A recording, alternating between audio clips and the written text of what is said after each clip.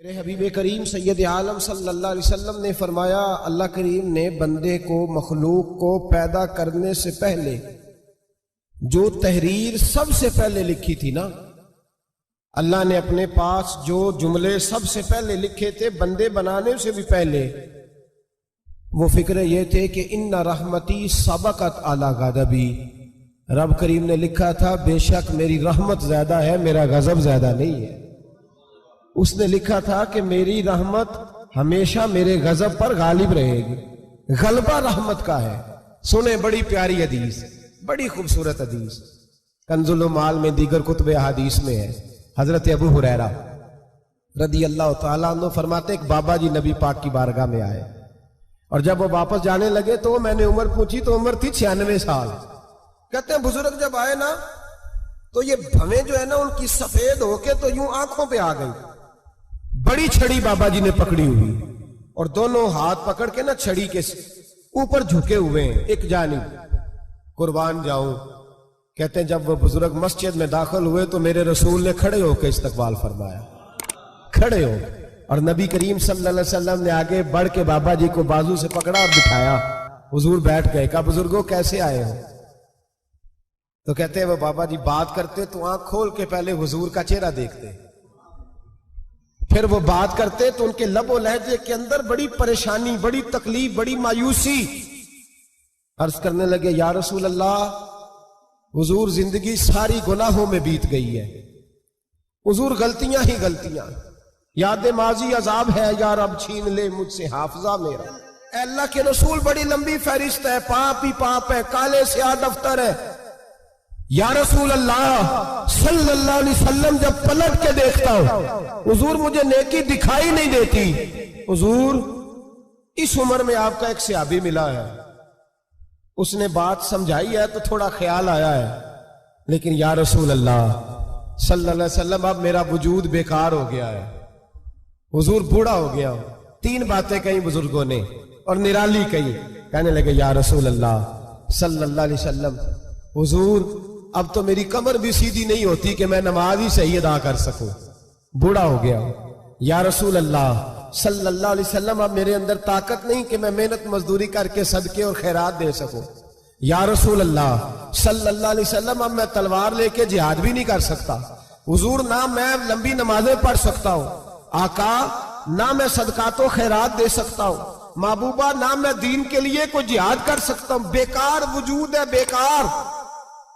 بیکار وجود کو تو گھر والے برداشت نہیں کرتے، بچے دعا کرتے ہیں یا اللہ ابا جی کو پردہ دے دے، اماں کو پردہ دے دے، بیکار ہو گیا ہوں، اور آج آیا ہوں تو مجھ بیکار کو میرا رب قبول کر لے گا؟ آج کلمہ پڑھوں تو بیکار ہوں، کسی کام کا نہیں، نہ نماز نہ صدقات نہ جہاد، قبول کر لے گا؟ حضرت ابو ہریرہ فرماتے ہیں جیسے برسات میں بارش کی جھڑی لگتی ہے، یوں مصطفیٰ کی آنکھوں سے جھڑی لگ گئی، حضور کھل کے روئے، کھل کے۔ اور میرے حبیب پاک نے فرمایا بزرگوں بڑے مجاہد ہیں، دین کے لیے جہاد کرنے والے بڑے ہیں، رب کریم کو آپ کی تلوار کی اتنی حاجت نہیں، اور فرمایا اس کے خزانے کوئی خالی تو نہیں کہ آپ ہی گویا صدقہ دیں گے تو بھرے جائیں گے، اور فرمایا پھر رب کریم کی شان میں اضافہ نہیں کرتی عبادتیں، وہ تو بندے کو نفع دیتی ہیں۔ میں بزرگوں نہ آپ جہاد کریں، نہ آپ صدقات دیں، لا لمبی نمازیں پڑھیں، آپ صدق دل سے آ جائیں، اللہ کے رسول کا وعدہ ہے رب آپ کو بغیر حساب کتاب جنت عطا فرما دے گا۔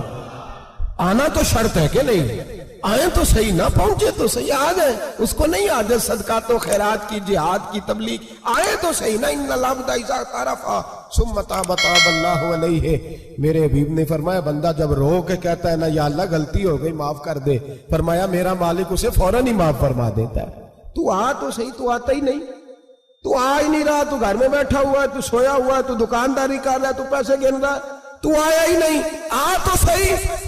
بلکہ میرے نبی پاک فرماتے ہیں جب اللہ پاک کا بھاگا ہوا غلام آتا ہے پھر تو اللہ زیادہ راضی ہوتا ہے، پھر تو اللہ زیادہ راضی ہوتا ہے، زیادہ راضی ہوتا ہے، تو آ تو صحیح، پہنچ تو صحیح۔ بلکہ صوفیاء تو اور بات کرتے ہیں، وہ کہتے ہیں تو کبھی بھول کے بھی رب رب کرے تو اللہ تو اسے بھی قبول کر لیتا ہے، بھول کے۔ ملا رومی کہتے ہیں بنی اسرائیل کا بندہ ہے، सनम पत्थर को कहते हैं, बुत को कहते हैं। बुत के सामने खड़ा है और सारी रात कहता है या सनम या सनम या सनम, ए पत्थर ए बुत, सारी रात पुकारता रहा।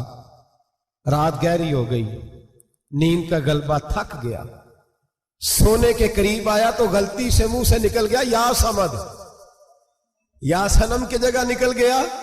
रब करीम ने फरमाया जिब्रील दौड़ के जा, जो मांगता है इसे दे दे। हजरत जिब्रील अर्ज करते हैं मौला भूल के तेरा नाम ले रहा है, भूल के ले रहा है। तो रब करीम ने फरमाया चल नाम तो मेरा ही ले रहा है, मेरा ले रहा है ना या अल्लाह। वो अल्लाह करीम ने फरमाया झूठे के सामने सारी रात का खड़ा है, सारी रात का पुकार रहा है, उसे कुछ नहीं मिला तो सच्चे का नाम लिया है। अगर मैं भी कुछ ना दूं और बुत में और मुझ में फर्क क्या रह जाएगा। जा जो मांगता है झोली भर के दे, नाम तो लिया है ना। ओ भाई तू बहाना तो बनाना, वो आ तो सही ना, तू यहां आ जा, पहुंच जा, आ जा, बस बैठ जा, उसकी बारगाह नाज में हाजिर तो हो ना। तुझे फुर्सत ही नहीं, तू यारों के लिए टाइम निकालता है, बाजारों के लिए टाइम निकालता है, गलियों के लिए टाइम निकालता है, चौकों चौराहों के लिए टाइम निकालता है, हफ्ते में एक दिन होटलिंग के लिए भी जाता है, लेकिन कभी छुप के दो नफलों की तुझे तौफीक नहीं होती। और मैं कई दफा कह चुका हूं, जिस बंदे को बगैर इबादत के रिज़्क ज्यादा मिलने लग जाए उस पर आजमाइश होती है। रब करीम अल्लाह फरमाता है इसको पैसे दो, इसे आने ना देना, इसको को चल पैसे दौड़ जा। लोग समझते हैं मैं बड़ा से ज़हीन हूं, अक्लमंद हूं, देखो मैं अपनी होशियारी से चालाकी से आगे निकल गया। तो आजमाइश है, ये तो आजमाइश है रब करीम की तरफ से, ये तो उसकी खुफिया तदबीर है मेरे भाई। उसकी बारगाह नाज तक जो आ गया, आना तो हमारी जिम्मेदारी है कि नहीं। फिर उसकी रहमत आगे बढ़ के इस्तकबाल कर लेती है, फिर अल्लाह का फजल उसको थाम लेता है उस बंदे को। और खुदा की रहमत कितनी ज्यादा है। मेरे हबीब करीम सैयद आलम सल्लल्लाहु अलैहि वसल्लम ने फरमाया अल्लाह ने अपनी रहमत के 100 हिस्से किए। कितने? हुजूर फरमाते हैं एक हिस्सा अल्लाह ने दुनिया में नाज़िल किया है। कितना? एक हिस्सा। फरमाया ये जो माँ बेटे से प्यार करती है, बाप बेटे के लिए मजदूरी करता है, जो बहन भाई के लिए रोती है, ये जो बीवी शौहर के लिए दुआ मांगती है, ये जो बच्चे माँ बाप से प्यार करते हैं, फरमाया ये उस एक रहमत का नतीजा है, एक रहमत का नतीजा। तो सहाबा कहने लगे या रसूलल्लाह वो 99 किधर है? नबी पाक ने फरमाया रब करीम ने संभाली हुई है, कयामत के दिन तुम्हें अता फरमाएगा। अभी तो एक नाज़िल की है। अभी अल्लाह ने, एक बुजुर्ग थे हमें तफसीर पढ़ाया करते थे, तफसीर के उस्ताद थे। मैंने उनसे एक दिन कहा, मैंने कहा हज़रत साहब कुछ बातों में ना मैं अड़ जाता हूं, मैं अपने आप को इतना लायक नहीं समझता, तो कहीं कहीं ना ज़हन उलझ जाता है, तो कभी उलझ जाता हूं। एक सवाल कई दिनों का है, उसूल तफसीर का मसला है, तो जरा कुछ चीजें ऐसी होती हैं बुजुर्ग कहते हैं जो किताबों से नहीं मिलती, सिर्फ सीनों से मिलती है। कोरस तो फकत लफ्ज ही सिखाते हैं, ये आदमी है जो आदमी बनाते हैं। मैंने कहा साहब ये समझ नहीं आई कि यहां भी साहब वहां भी साहब। कहने लगे जी किस तरह? मैंने कहा जी यहां कब्र में भी सवालों के जवाब और फिर कयामत में भी। मुझे कहने लगे जाओ इमाम राजी की तफसीर उठा के लाओ।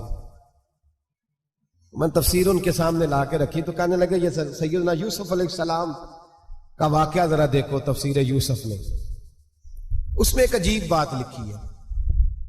हजरत यूसुफ अलैहिस्सलाम के जमाने में कहत हो गया, तो जनाब यूसुफ अलैहिस्सलाम ने, क्योंकि आप अल्लाह के नबी से पहले से जान गए कहत होगा, तो हजरत यूसुफ ने गंदम पहले स्टॉक कर ली थी बहुत ज्यादा। बाकी इलाकों में जब कहत पड़ा ना, अब सब लोगों ने मिस्र की तरफ रुझान किया गंदम लेने के लिए। तो हजरत यूसुफ अलैहिस्सलाम ने ना शहर के दरवाजे पर बंदे खड़े कर दिए। फरमाया जो बंदा आए ना उससे 2 सवाल पूछना। जो आएंगे लोग गंदम खरीदने, जो आए 2 सवाल पूछना। एक पूछना कहां से आया है, और एक पूछना लेके क्या आया है। एक पूछना, समझ आ रही है बात? और दूसरा पूछना कि लेके सोना लेके आया है, चांदी, गंदम खरीदनी है तो क्या चीज लेके आया है, कि नगद पैसे लाया है, ये पूछ लेना। जो आए 2 बातें पूछना। एक पूछना कहां से आया है और दूसरा पूछना क्या। एक रवायत में 3 सवाल भी हैं, लेकिन फरमाया पूछना 2 सवाल जरूर। इंतजार था ना भाइयों का किनान से आने वालों का। फरमाने लगे सबसे 2 सवाल पूछना। जब किनान वाले आए ना, उनसे सिर्फ इतना पूछ लेना कि वो कहां से आए हैं। اگر پوچھے نا کنان سے آئے ہیں تو پھر یہ نہ پوچھنا کیا لے کے آئے ہیں، پھر میں جیب خود ٹٹول لوں گا وہ کیا لے کے آئے۔ باقیوں سے دو سوال، جب میرے بھائی آئے نا، بھائی پانیاں دے ویری ہوندے تے بھائی پانیاں دیاں باواں، جب میرے بھائی آئے تو ان سے یہ نہیں پوچھنا کہ وہ کیا، بس یہ پوچھنا کہ کہاں سے، اتنی بات پوچھنا، باقی میں پوچھ لوں گا۔ آپ فرمانے لگے رب بھی فرشتوں سے کہتا ہے تم قبر میں نا میرے بندوں سے زیادہ سوال نہ کرنا، بس یہ پوچھ لینا مجھے مانتے ہیں، میرے نبی کو مانتے ہیں؟ قبر میں تم اتنے سوال پوچھ لینا، باقی لے کے کیا ہے وہ میں خود ہی پوچھ لوں گا۔ فرشتوں کے سامنے رب کریم اپنے بندے کو بے آبرو کرنا، بس تو یہ بتا دے اللہ رسول کو مانتا ہے کہ نہیں، باقی جو تیرا حساب کتاب ہے نا، اللہ فرماتے ہیں میں قیامت میں کر لوں گا، میں پوچھ لوں گا اس کا کیا علاج کرنا ہے، بس تم اتنا بتا دو مجھے مانتے ہو، میرے رسول کو، میرے بھائی، میرے نبی کریم علیہ السلام فرماتے ہیں جو بندہ توبہ کرنے والا تھا، اللہ کی بارگاہ میں آنے والا تھا، بار بار توبہ کرتا تھا، احساس رہتا تھا، اسے احساس تھا، آیا کرتا تھا، پھر بھی غلطیاں ہو گئی، قیامت کے دن رب کریم اپنے فضل کی چادر اس پہ ڈالے گا، فضل کی چادر ڈالے گا، اور رب کریم اس سے پوچھے گا یہ گناہ کیا تھا، اور نبی پاک فرماتے ہیں اس نے بڑے بھی گناہ کیے، اللہ چھوٹے چھوٹے گناہوں کے بارے میں پوچھے گا، یہ غلطی کی تھی، یہ گناہ، بندہ ڈر رہا ہے، وہ کہہ رہا ہے پتہ نہیں سزا کیا ملے گی، چونکہ دنیا میں بھی ڈرتا رہا، یہاں بھی ڈر رہا ہے، شرط یہ ہے کہ احساس والا ہو، آتا رہو، پھر بھی غلطیاں ہو گئی، خیال کرتا تھا، محنت کرتا تھا، نیک ہونے کی جدوجہد کرتا تھا، کوتاہیاں رہ گئی، یہ گناہ کیا تھا یا اللہ بھول گیا تھا، یہ گناہ کیا اللہ مجھ سے غلطی ہو گئی، یہاں بھی کیا تھا یا اللہ غلطی ہو گئی۔ نبی پاک صلی اللہ علیہ وسلم فرماتے ہیں چھوٹے چھوٹے گناہ اللہ دکھا رہا ہے اور اسے کہہ رہا ہے یہ کیا تھا مانتا جا رہا ہے، رب کریم فرماتا ہے پتہ ہے میں تیرے ساتھ کیا کرنے والا ہوں، ٹانگیں کانپ گئی، یا اللہ پتہ نہیں، فرمایا میں تجھے ان گناہوں کے بدلے نیکیاں دینے لگا ہوں، ان گناہوں کے بدلے نیکیاں۔ نبی پاک فرماتا ہے فٹافٹ ہی بول پڑا، کہنے لگا یا اللہ میں نے تو بڑے بڑے گناہ بھی کیے، اگر تو نے گناہوں کے بدلے نیکیاں دے دیا تو میرے تو بڑے بڑے پاپ بھی ہیں، وہ دوسرے کدھر ہیں؟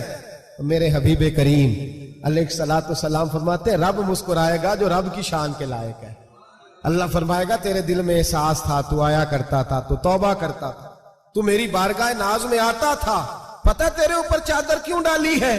یا اللہ نہیں، فرمایا میں تجھے اپنی رحمت کی چادر میں چھپا کے جنت میں داخل کرنا چاہتا ہوں۔